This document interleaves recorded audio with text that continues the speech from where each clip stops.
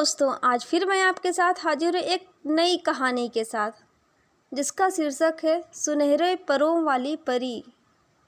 परी और छोटी सी प्यारी सी बच्ची की ये कहानी सुनते हैं।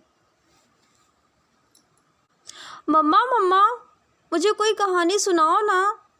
बिस्तर पर लेटे लेटे एक प्यारी सी बच्ची ने ऊँघते हुए कहा। आस्था बेटा, मम्मा बहुत थक गई है और अब रात भी बहुत हो गई है। चलो अब सो जाओ, मम्मा ने आस्था के सिर पर हाथ फिराते हुए कहा। नहीं ना, मुझे कहानी सुनना है, मुझे नींद नहीं आ रही है, आस्था ने जिद किया। ओह बेटा, मुझे कोई कहानी नहीं याद आ रही है। चलो तुम्हें परियों की कहानी सुनाती हूँ, मम्मा ने मुस्कुराते हुए कहा। वाओ, परियों की कहानी।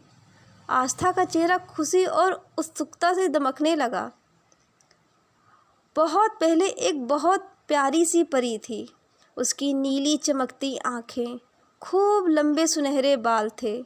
उसके पर बहुत बड़े और सुनहरे रंग के थे।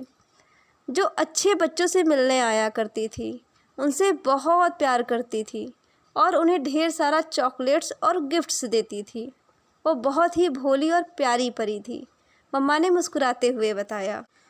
तो वह परी मुझे भी गिफ्ट देगी ना? आस्था ने मम्मा को सवालिया निगाहों से देखा।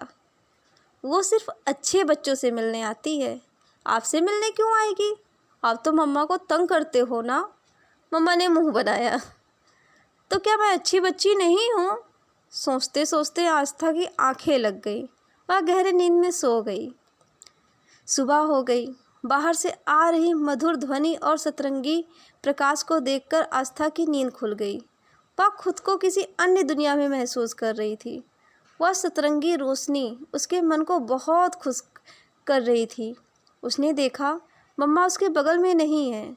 उसने खिड़की से झांककर उस मधुर ध्वनि और प्रकाश को सोर्स जानना चाहा, तो उसे आसपास का वातावरण बदला हुआ सा नजर आया। उसके बाग में आम का पेड़ तेज रोशनी से भरा हुआ था। वह मधुर ध्वनि उसे अपनी ओर आकर्षित करने लगी। वह अपने नरम पांवों से दौड़ते हुए उस आम के पेड़ के पास पहुंची। वहाँ जो कुछ भी था उसे देखकर उसकी आंखें आश्चर्य से फैलती गई। वह सुनहरे परों वाली परी थी।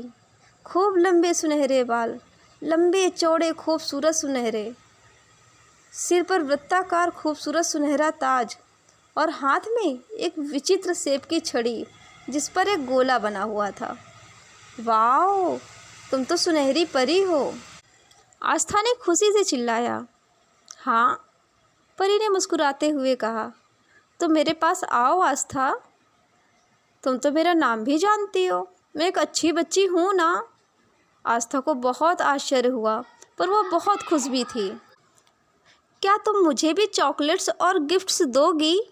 आस्था ने उसके पास जाते हुए अगला सवाल किया। मुझे ना ढेर सारा चॉकलेट्स और गिफ्ट्स देना, मैं भी इतना सारा खाऊंगी और किसी को नहीं दूंगी। स्कूल में सब ललचाते हैं मुझे, कोई प्यार नहीं करता। आस्था की आंखों में आंसू डबडबाने लग गए। वह स्कूल वाली बात से बहुत दुखी थी। आस्था के ऐसा कहते ही वो मधुर ध्वनि धीमे होने लगी। ऐसा नहीं होता आस्था, मिल बांटकर खाने से खुशी मिलती है, सुनहरी परी ने उसे समझाया। पर मुझे कोई नहीं समझता, कोई प्यार नहीं करता, आस्था ने शिकायती लहजे में कहा। ऐसा नहीं है आस्था, कुछ लोग ऐसे हैं जो तुम्हें प्यार करते हैं पर कभी जाहिर नहीं कर सकते। तुम्हें उनके प्यार को समझना होगा, सुनहरी परी ने मुस्कुराते हुए कहा। आस्था ने कुछ सोचते हुए कहा। चलो मैं तुम्हें दुनिया दिखाऊं। आस्था को गोद में लेते हुए सुनहरी परी ने अपने पर फैला दिए और तेजी से उड़ी। आस्था ने ऊंचे बर्फ से ढके पहाड़ देखे, समतल मैदान देखे, शहरों को देखा, खूब लंबी नदियां और समुंदर को भी देखा। थकने के बाद दोनों एक छोटे बादल पर बैठ गई। तो मुझे गिफ्ट दोगी ना, मेरा सबसे बेस्ट गिफ्ट? आस्था ने बड़ी मासूमियत से पूछा। नहीं। क्यों? क्या मैं अच्छी बच्ची नहीं हूँ? आस्था नाराज हो गई। तुम्हारा बेस्ट गिफ्ट तुम्हारे पास है आस्था, तुम्हारे मम्मा पापा। उनकी बात सुनो, उनका नाम ऊंचा करो और हाँ मैं समझ गई, और मुझे उनकी बात माननी होगी ना? आस्था ने परी की बात काटते हुए मुस्कुरा कर कहा।